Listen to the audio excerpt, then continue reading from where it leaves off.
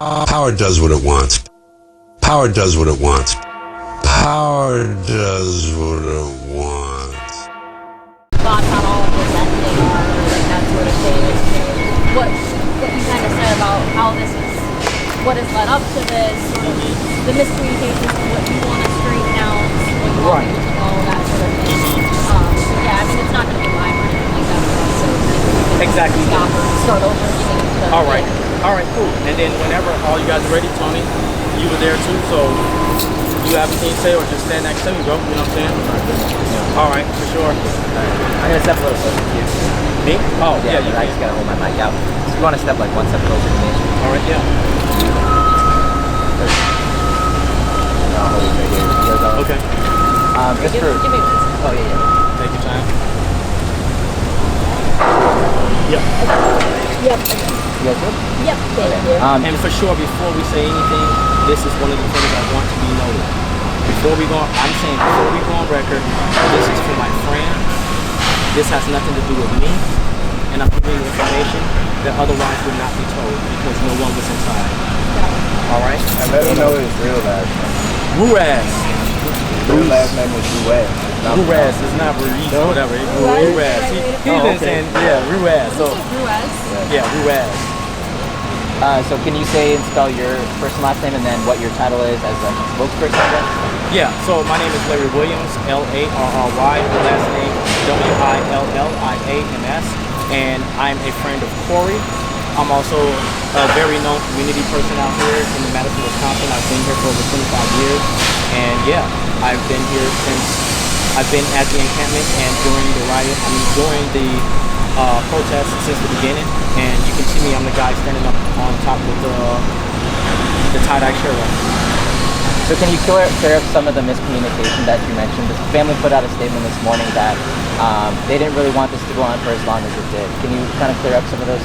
I cannot clear up for what the family has stated, but I will tell you those are my same sentiments because I also spoke to some of and all of the organizers and the people who had put together all those tents and things like that.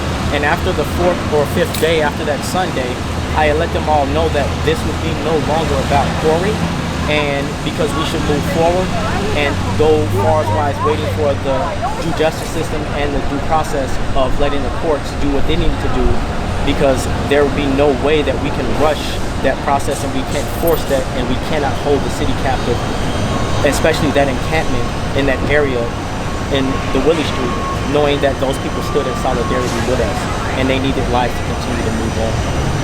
Yeah, you saw the response from the city this morning. They had riot gear out and a lot of officers out. People are still continuing to fight. There's arrests on Willie Street. How do you feel about all of that, seeing that unfold? How I feel is what I've told them. I predicted everything and I told them beforehand. I said, look, this is what's going to happen. First of all, you can't do this. Then when they do come in here, they're not going to come in here playing with you guys or asking you anything. And nonetheless, some statements were made by people saying if they have to carry us out, they'll have to carry us out. But in the part of it all, the information was given to all of them to move forward with this movement and beyond Corey's memorial, moving forward with the unhoused people and everything like that. If this is going to be the fight, then it should have been the fight that you fought in a different manner and not being where we at, because we don't know how long that process is going to take with them holding that person accountable for the wrongdoing that he did.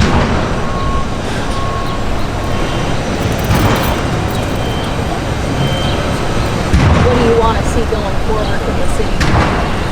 I mean, what they should have been doing from the beginning, and that's taking care of the people who are here, who are unhoused, who are mentally challenged, and all of these things that have been pushed aside to make way for new things and new people who aren't even Madisonians and people who are moving here from different walks of life, and we appreciate that and we like to see the city grow. But how can the city grow when we have people who haven't grown within it first? So from what I like to see from the city is the mayor actually putting forth, instead of taking the homeless and taking them further out and pushing them by airports and things like that, getting them away from the inner city, they need to take some of these buildings and also allow them to live in them. There's parts of those buildings that can become low-income housing and things like that where the rent is reduced, so so that they could be a part of this community as well instead of pushing them out, just as they have done for Willie Street. Willie Street, most of those residents have been moved out and pushed out further themselves as well, and no one can afford the rent, and that is their plan, to rent us out. What does justice for Corey look like for you?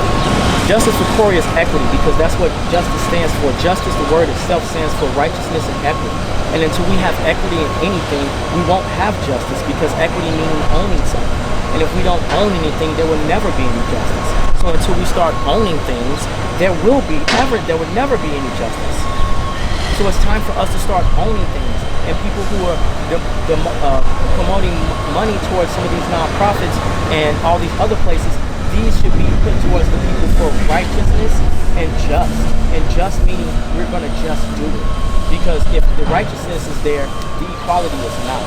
The equity is not, which means the equality is not. And that's what I feel. Go ahead. I was going to say, not sure how much you can comment on it, but are you able to comment on how the family's feeling today?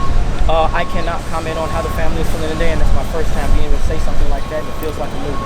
But I feel my sentiments towards them, and I care about you all, and everything that I do, regardless if I'm a lawyer or not, it was out of being the correct soul and spirit. And when I woke up this morning, something told me that something wrong was going to happen.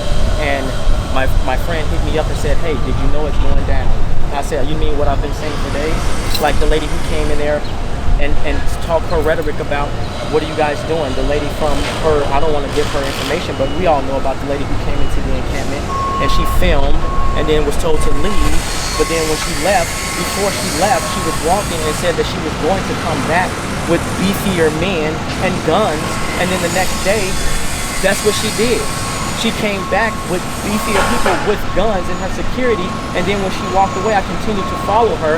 And then when she did that, she basically got in her car and said, we got what we needed, guys.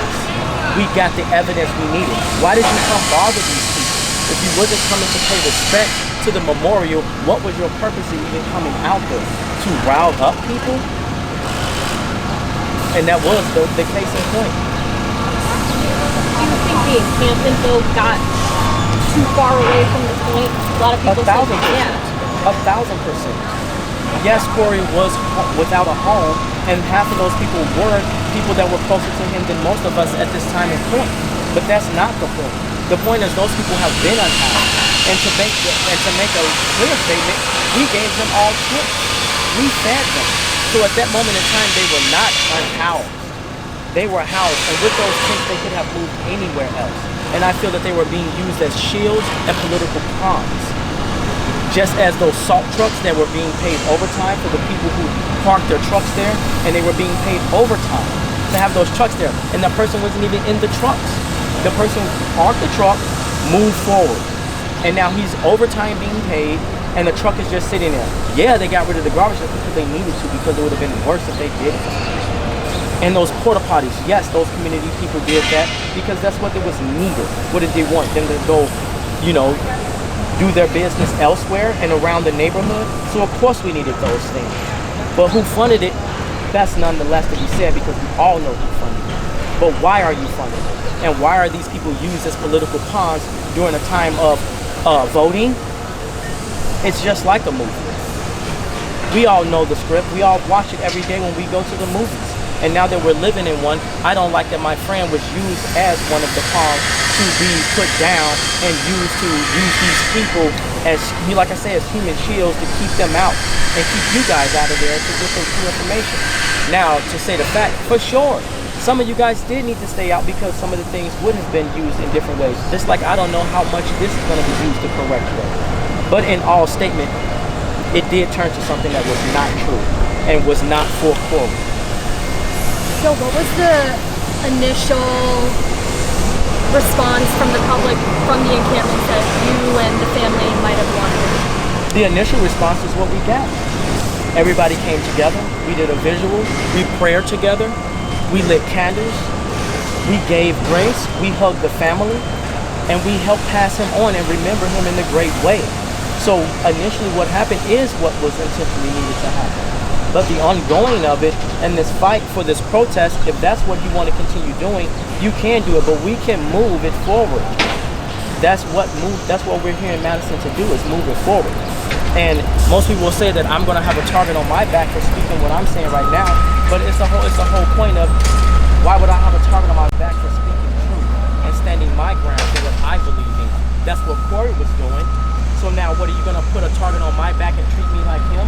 Because you are afraid to stand up and speak your truth? Because you want to go party, drink and smoke and play music all day? And yes, I was the person who called the police and had that guy arrested. The whatever Martin guy who came there and did what he did. You know what I'm saying? And that was cool. I was there from the beginning. And he hit the other guy who was our security. Then he pushed. There was a child right there in the green shirt, if you don't recognize. There was a kid right there when he was getting ready to swing again. Then the lady pulls up, and then he swings at her, and then the other guy comes up and he swings at him, and then that's when the big guy BG pulls up and gets him that way. And we were able to subdue him and get him down and make a citizen's arrest. And I was on the phone with the police the whole time, giving his description until Officer Finnegan came in to make the arrest. And now he is on, because why would we have let him go? Why would we have done any unwrong to him, meaning beat him up, do all these extra things, instead of calling the police and having them do their job the way we wanted them to do when Corey was called, when it was called on him?